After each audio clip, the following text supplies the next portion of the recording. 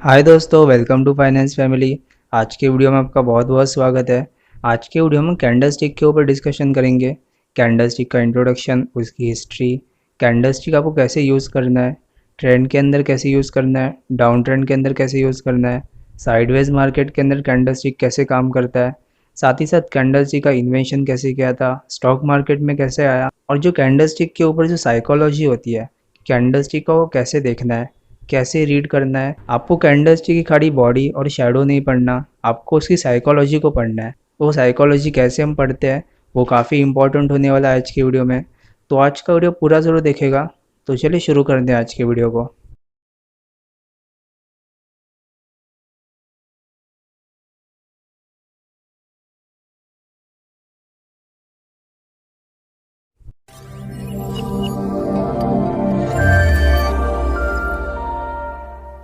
तो candle stick ऐसा chart नहीं है कि अकेला चार्ट नहीं है। इसके अलावा line chart, bar chart, renko charts ये भी देख सकते हो। लेकिन कैंडल स्टिक सबसे ज़्यादा रिलायबल है क्योंकि कैंडल स्टिक के अंदर ओपन, हाई, क्लोज और लो चारों इंक्लूड है। अगर आप कैंडल स्टिक को बार चार्ट से कंपेयर करो तो बार चार्ट के अंदर भी ओपन, हाई, क्लोज और लो तो होते ही है। लेकिन कैंडल स्टिक पढ़ना फिर भी ज़्यादा आसान है क्योंकि कलर का डिफरेंस आ जाता है। आपने बहुत बार देखा होगा कैंडल स्टिक के अंदर बुलिश कैंडल और बेरिश कैंडल दोनों अलग अलग दिखाई देती है। लेकिन अगर बार चार्ट की बात करें तो उसके अंदर बुलिश और बेरिश कैंडल दिखाना काफ़ी मुश्किल हो जाता है।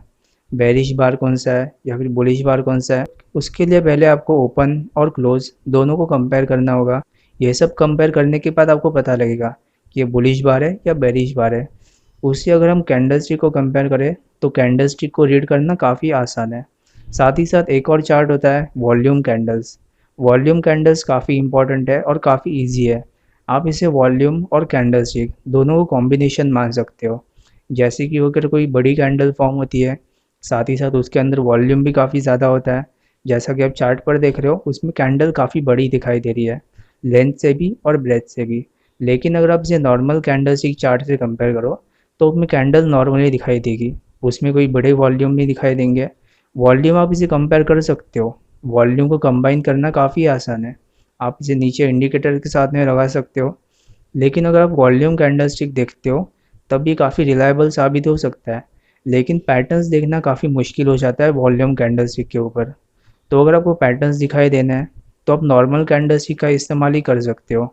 वॉल्यूम कैंडलस्टिक आप इसे ट्रेड करने के लिए या फिर इंट्राडे में अगर आप काम करते हो जिसके अंदर कैंडलस्टिक आपको देखना है, वीवैप यूज़ करना है इंट्राडे के अंदर, तो उसमें आप वॉल्यूम कैंडलस्टिक यूज़ कर सकते हो। लेकिन लॉन्ग टर्म के लिए, स्विंग ट्रेड के लिए, medium term trade, short term trade के लिए ये यूज़ करना का उतना रिलायबल नहीं होता।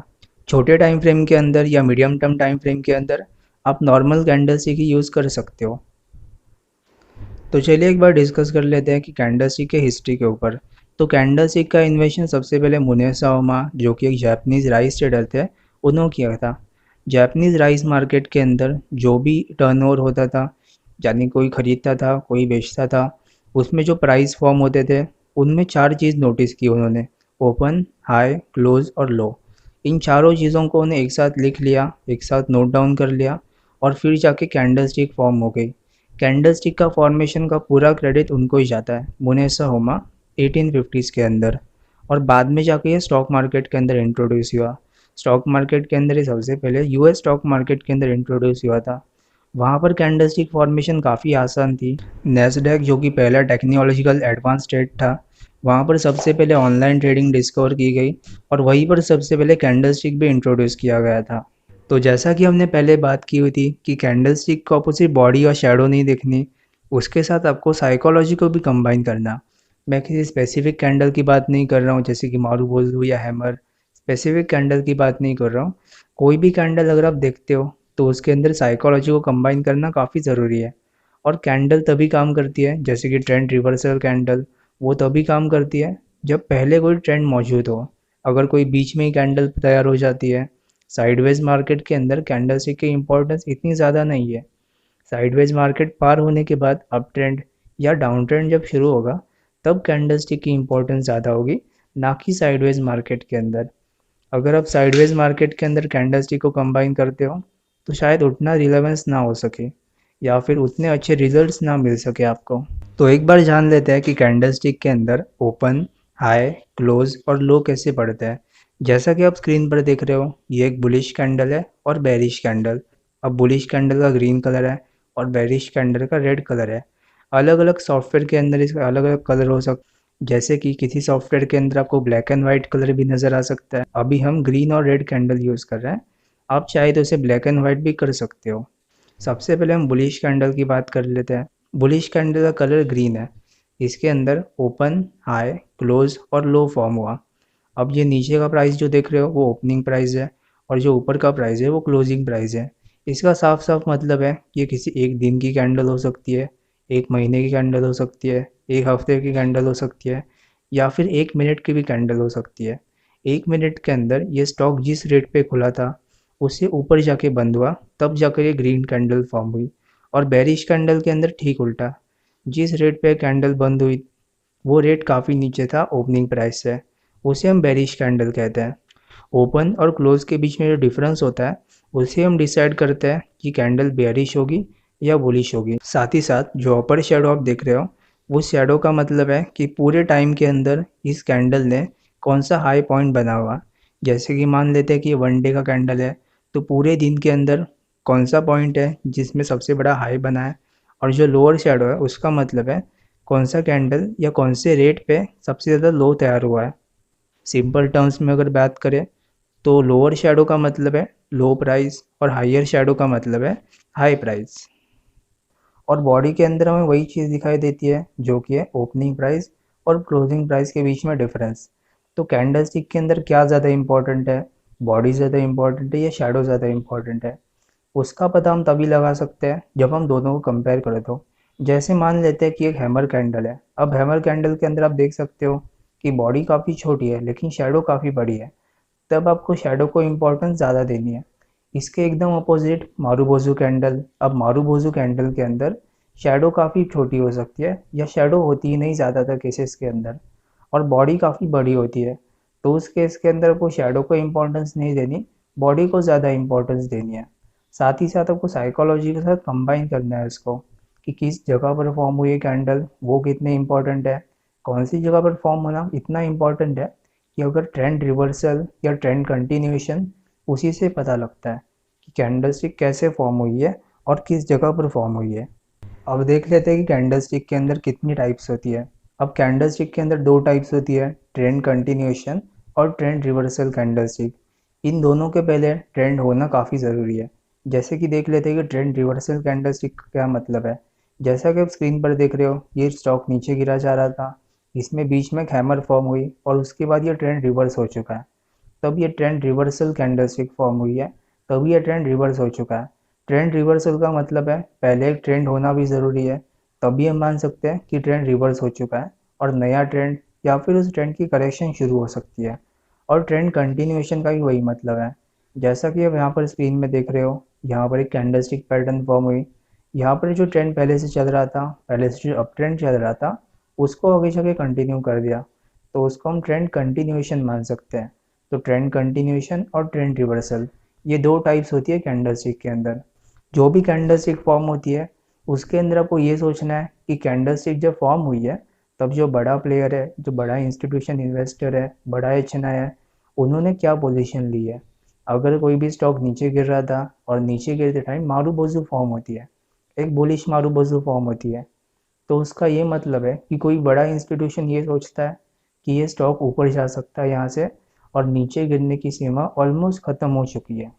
अब ऑलमोस्ट ख़त्म होने का ये मतलब है कि आपको कंफर्मेशन का इंतज़ार करना है।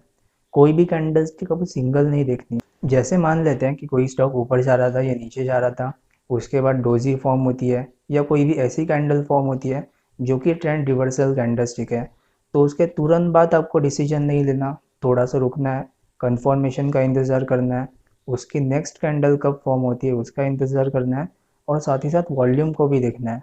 तभी जाकर आप देख पा रहे हो कि ट्रेड काफ़ी सेफ होते हैं और काफ़ी रिलायबल भी होते हैं। साथ ही साथ ट्रेड के ऊपर आपको कन्विक्शन बढ़ जाती है कि मैंने बहुत सारी चीज़ें देख ली है, यहाँ पर आपको कंफर्मेशन काफ़ी ज़्यादा मिल सकती है। और अगर स्टॉक थोड़ा सा ऊपर नीचे भी करता है, आपको स्टॉप लॉस को हिट नहीं करता, थोड़ा सा ऊपर नीचे करता है, तब भी आप इसे टिके रह सकते हो, क्योंकि कन्विक्शन आपकी काफ़ी ज़्यादा है अगर आप कन्फर्मेशन पे लेते हो। और कन्फर्मेशन हमें तभी नज़र आएगी जब कन्फर्मेशन अगली कैंडल फॉर्म होगी, ना कि एक कैंडल के ऊपर। जैसे कि और एक एग्जांपल देख लेते हैं, ये हैमर फॉर्म हुआ था। आपको इस हैमर के ऊपर ट्रेड नहीं लेना। हैमर का जो अगला कैंडल फॉर्म होगा, उस अगले कैंडल की क्लोजिंग जब उसके हाई के ऊपर होगी तभी आपको ट्रेड लेना है, ना कि उससे पहले। और जो हैमर कैंडल आप देख रहे हो, ये हैमर कैंडल तभी फॉर्म हुआ जब कोई ये स्टॉक नीचे गिर रहा था। नीचे गिरते टाइम एक बड़े इंस्टीट्यूशन ने सोचा कि ये स्टॉक बहुत ज़्यादा नीचे गिर रहा है, इससे ज़्यादा नीचे से नहीं जाना चाहिए, और ये इसकी इंट्रिंसिक वैल्यू और फेयर वैल्यू पे आ चुका है। तो वहाँ से एक बड़े इंस्टीट्यूशन ने बाइंग शुरू की और बाद में जाके ये स्टॉक ऊपर आ गया। वॉल्यूम उसका सपोर्ट होना चाहिए, ये जिसकी चर्चा हमने पहले वीडियो में की हुई थी। तो अगर आपने हमारा पहला वीडियो नहीं देखा कैंडलस्टिक या टेक्निकल एनालिसिस के इंट्रोडक्शन के ऊपर, तो लिंक डिस्क्रिप्शन के अंदर है, आप इसी वीडियो को देख सकते हैं ये वीडियो ख़त्म होने के बाद। आगे आने वाले वीडियोस के अंदर हम बहुत सारे कैंडलस्टिक पैटर्न के ऊपर डिस्कशन करेंगे, कैंडलस्टिक की साइकोलॉजी के बारे में। जैसे कि हमने इस बार हैमर की बात की हुई थी कि हैमर कैसे फॉर्म होता है, उसको हम और इन डिटेल आगे के वीडियोस में भी डिस्कशन करेंगे।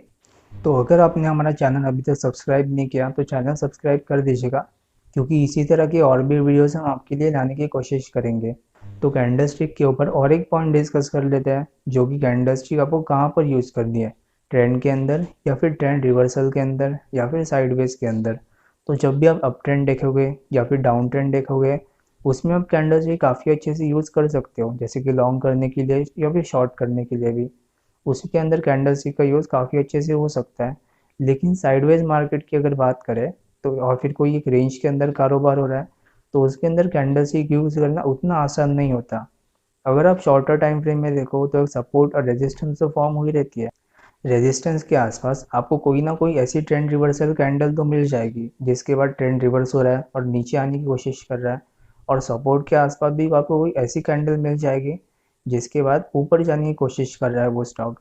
लेकिन वो टाइम ज़्यादा इफेक्टिव नहीं होता। साइडवेज मार्केट के अंदर आप स्विंग ट्रेड कर सकते हो, लेकिन लॉन्ग टर्म के लिए या मीडियम टर्म के लिए ट्रेड लेना काफ़ी मुश्किल हो जाता है।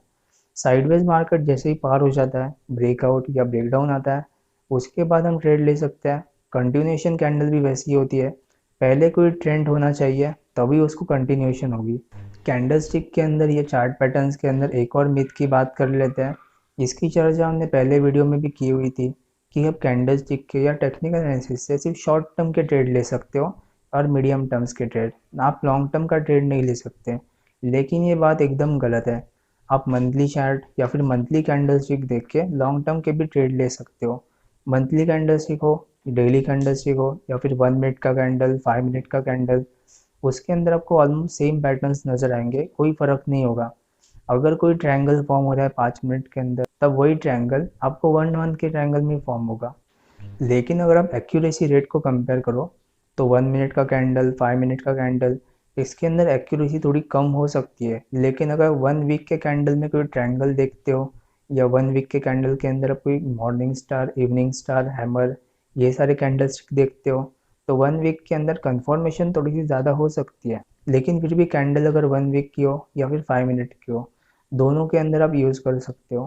कैंडल स्टिक हो, चार्ट पैटर्न्स या फिर ट्रेडिंग साइकोलॉजी, ये सब हर एक टाइम फ्रेम पे काम करता है, ना कि किसी स्पेसिफिक टाइम फ्रेम के अंदर।